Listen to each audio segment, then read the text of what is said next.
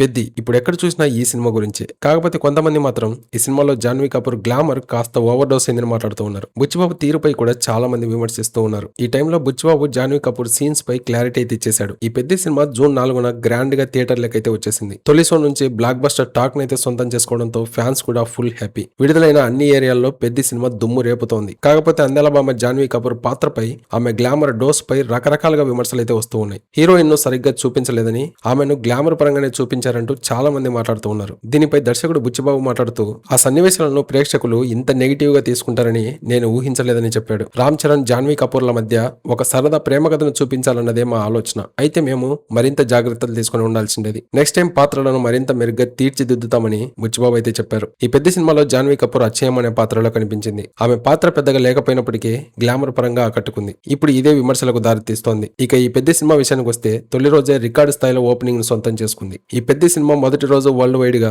135 కోట్ల గ్రాస్ ను కలెక్ట్ చేసిందని మేకర్స్ అనౌన్స్ చేశారు. రానున్న రోజుల్లో ఈ సంఖ్య పెరిగి టాలీవుడ్ లో నయా రికార్డ్ ను క్రియేట్ చేయడం ఖాయమంటూ ఉన్నారు. మరి చూడాలి ఏం జరుగుతుందో. సో ఇది గైస్, మరి ఇలాంటి కొత్త సినిమా అప్డేట్స్ మన ఛానల్లో వస్తూనే ఉంటాయి. మిస్ అవ్వకుండా ఉండాలంటే వీడియోకి లైక్ చేసి ఛానల్ ను సబ్స్క్రైబ్ అయితే చేసి పెట్టుకోండి.